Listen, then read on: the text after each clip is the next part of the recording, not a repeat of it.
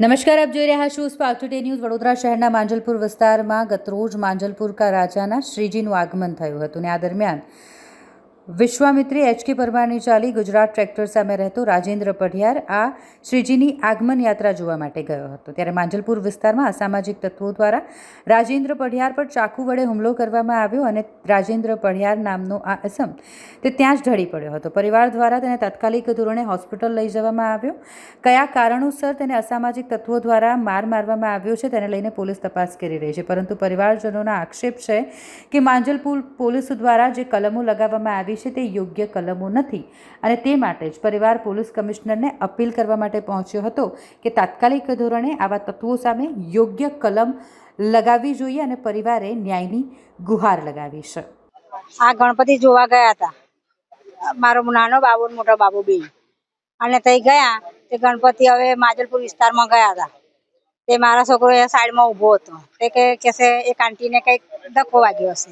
તે પેલા બે જણા ઉચકી અને અંદર લઈ જાય અને એ લોકોને 3 ઘા માર્યા છે. મને તો કઈ ખબર નથી. મને તો સવારે 5 વાગે ખબર પડી. પછી આ ભાઈ બધા કે એની મમ્મીને અત્યારે જણાવશો નહીં, કે એની મમ્મી બોલી છે કે એની મમ્મી કે જરા નહીં. સવારે મને જણાય 7 વાગે તો હું અહીં ઘર આવી. ચા બી મેં નથી પીધી. જેવું જોવાનું ને એવું તો અહીં ઘર આવીશ. આપણે પાણીનો બાટલો નીચે ઉતરી એવી તમે હાલત જેવા મારા બાબાને. તો બિન ગુના વગર કેમ આ ઘા મારે? તમે કહો ગણપતિ બાપાને તો બધા જ આપણે અહીં રસ્તે ઉભા રહ્યા હોય તો માણસ જોવે. કોઈ આજુબાજુ વાળા હોય તો ગણપતિ બાપા છોકરું કોઈ કાઢું થયું તો આપણે લઈને જોવા જઈએ. હું જવું મારો છોકરું હોય જાણે તો કે ગણપતિ બાપા. તો આવી રીતે બિન ગુના વગર ગાદ મારી દેવાના, જોવાનું નહીં આગળ પાછળનું. હે અમારા માંજલપુર એરિયામાં.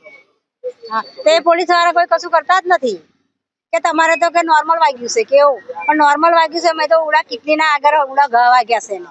તમે જોવો પછી તમને ખબર પડે. પોલીસ વાળા થોડું જોયું પછી. અમારી માંગ તો એ જે મારવા વાળાને સજા થવી જોઈએ.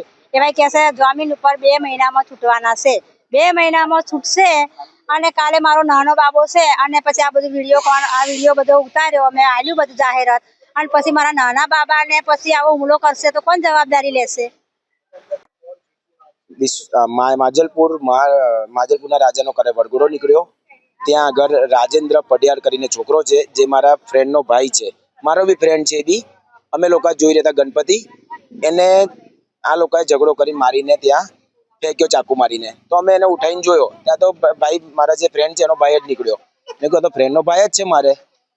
તો અમે ત્યાં આગળ જોયું તે ત્યાં પબ્લિકે કીધું કે આ લોકોએ માર્યું. એમાંથી અમે પકડીને પોલીસ સ્ટેશન પીઆઈ સાહેબને આપ્યો.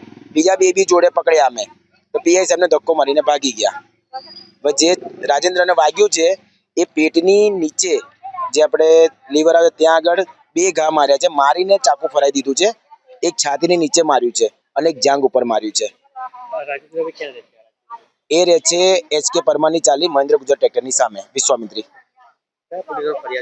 માંજલપુર પોલીસ સ્ટેશનમાં અમે પૂછ્યું, અમારા જે બોલાયા અમને, તો અમે પૂછ્યું કે તમે જે કલમ લગાવી છે બધી નોર્મલ કલમ લગાવી છે? તે કે જે નોર્મલ કલમ છે. અમે કીધું વાગ્યું છે ને 307 કે હાફ મર્ડર લગાવી શકો? તે કે નોર્મલ વાગ્યું છે, કોઈ હાફ મર્ડર થયું નથી, તો અમે કલમ લગાવી શકતે. હવે તમે અત્યારે હાલમાં જોઈ શકો છો કે તમને બતાવી નહીં શકતો કેમેરામાં, એ જે છોકરાને વાગ્યું છે એને કિડની સુધી અસર છે ચપ્પાની, ને પોલીસ એવું કહે છે કે નોર્મલી વાગ્યું છે. અમારી માંગ એવી છે કમિશનર સાહેબ કે જે રીતે માંજલપુરનો વરઘોડો નીકળ્યો છે એ રીતે એ લોકોનો વરઘોડો નીકળો. ત્યાંથી જ્યાં તે માંજલપુરનો વરઘોડો નીકળ્યો ત્યાંથી જ વરઘોડો નીકળે. એ લોકોનો બી અમે ઓળખતા નથી, પણ જે રીતે પોલીસ અમે નામ આપ્યું, અમે ઇન્સ્ટાગ્રામની અંદર એ સર્ચ કર્યું, એ છોકરાનું નામ અમને મળ્યું ને ફોટો મળ્યો છે. નૈનેશ ઠાકોર.